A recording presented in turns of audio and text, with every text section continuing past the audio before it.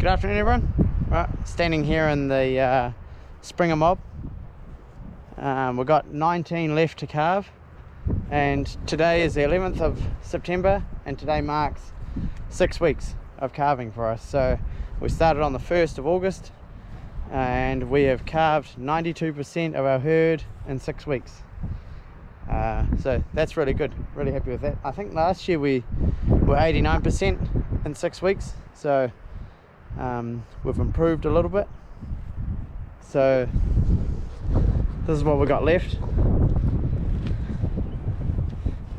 There's a few that are springing. She's springing. There's one over the back there, that cow there, she appears to be on the job. She was standing out in the middle. There's another one there that's on the job.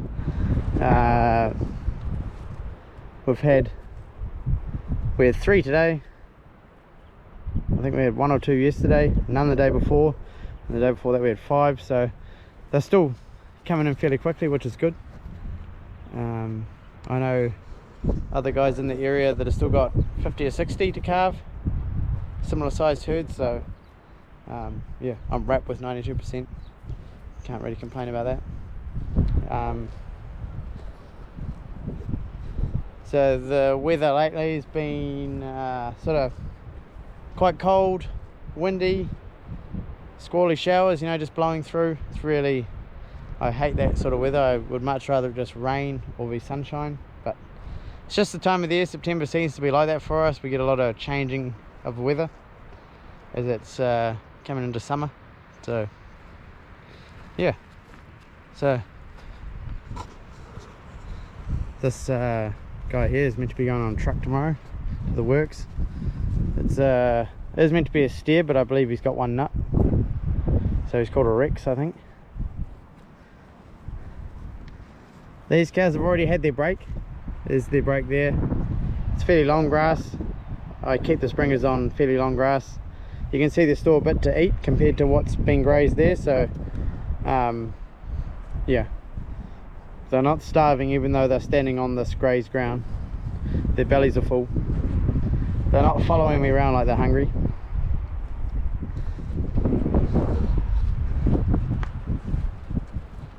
Right, I'll go and show you a few other things that are going on.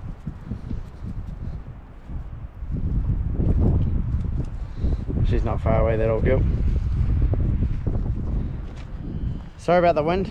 It's just how it is at the moment. I don't have a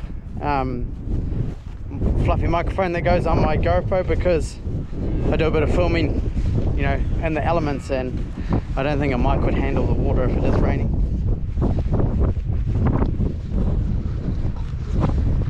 Thought I'd bring it down and show you. This is the oldest mob of calves. So we got the 2 speckled parks, that one and the one back there. They were the ones that we got early. And then we've got there's 3 Highland cows. There's one out there, and there's 2 more, sort of brown and a black one. These calves aren't used to me. I don't feed them, but they're looking good. They're growing. Quite a motley coloured bunch. There's that's typical of Kiwi cross. You get some that look like jerseys, and then you got some that are more Frisian-y, and some that are a bit more cross, some that look like the black Kiwi cross. But those speckled park ones are looking beautiful. You can see it's been a bit muddy. This back race has just turned to mud and water puddles. I'm really looking forward to spending some money on these races, tidying them up.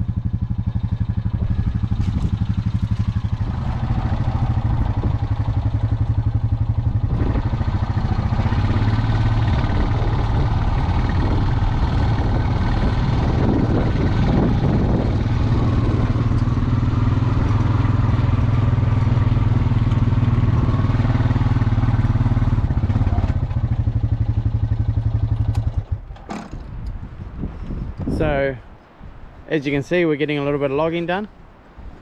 Main reason why we're getting logging done is my parents are subdividing a section off down the front for my brother and sister-in-law.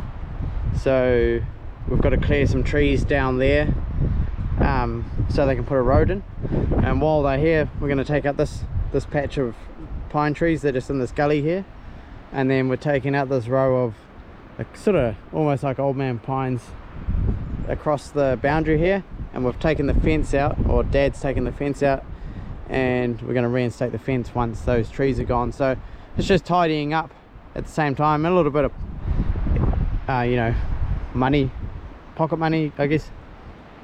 So yeah, logging always makes a mess, you can't help it. It's not really an ideal time of the year to be getting it done, but it's how it is. Yeah, so they've only been working here, I think maybe 1 or 2 days so far, but there's some fairly big chunks of wood coming out. Not the prettiest wood, but nothing pruned. They've got these 2 pretty big machines here. That one's got a processor on it, this one's just a grapple.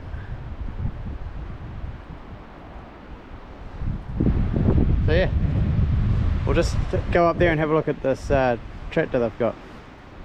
So they've got this Vulture here with this logging trailer, which I won't go into too much detail. I might see if they would like to talk about it, get it in action. It's pretty cool.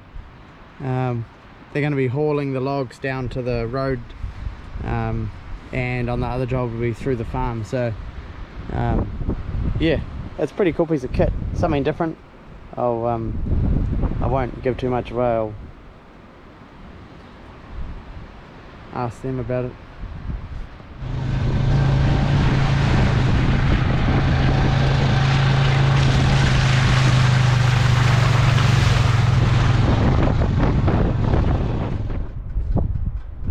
Yesterday I managed to spread a few loads of quarry dust, as far as I've got. This here isn't much of a hill, but what I've discovered with the soft rock, we didn't have soft rock at the other farm, is that if you get down to the soft rock, it actually wears down really quick. So my plan is, once I get the races sorted, every year I'm going to put quarry dust on the top of the races, and it will help prevent it. So rather than having to spend, you know, a big chunk of money every year maintaining it, we can try and spend a smaller amount every year putting the cap on top to help look after the race. So it's similar to what I'd actually done at the last farm. We put quarry dust on top, and I kept doing it in places where it would wash away, and it made it last heaps longer. So that's the plan. We'll see if it happens or works.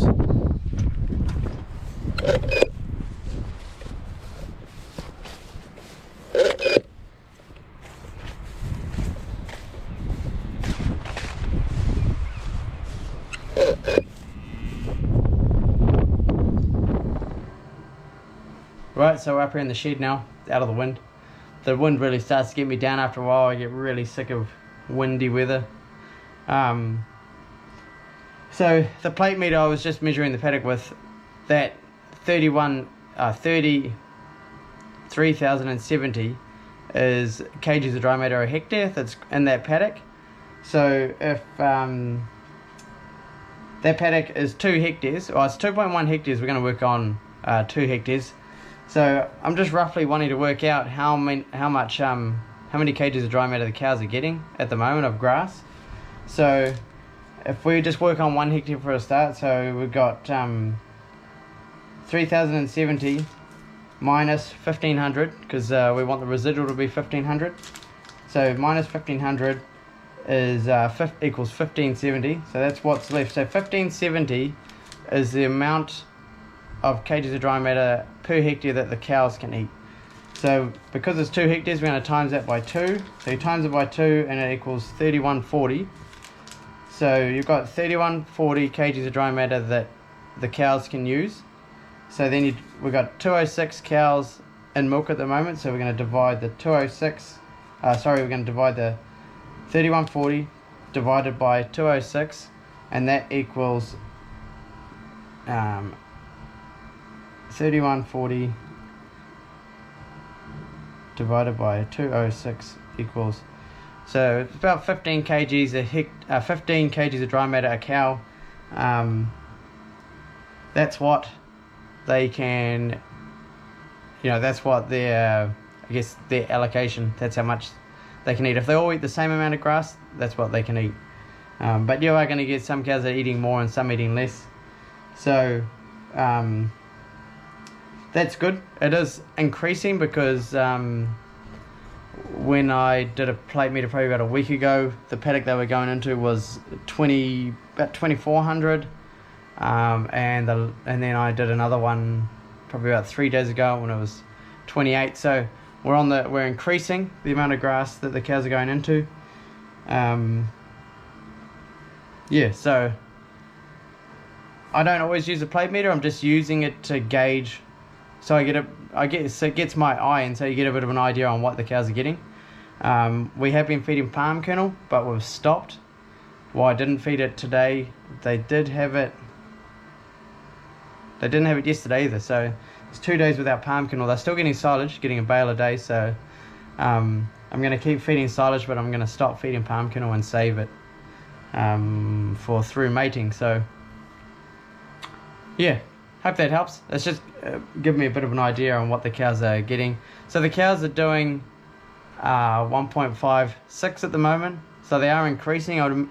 They will get up to about 1.7, so that's good. It's good that they are increasing slowly. So yeah, that's probably going to be it for this video. I'm going to go and feed out a bale of silage, but it's quite windy, so I won't take you along for the ride. But thanks for watching, and thanks for the comments. I've really been getting some good comments lately, so yeah, thanks for watching, and we'll catch you somewhere else on the farm. See ya.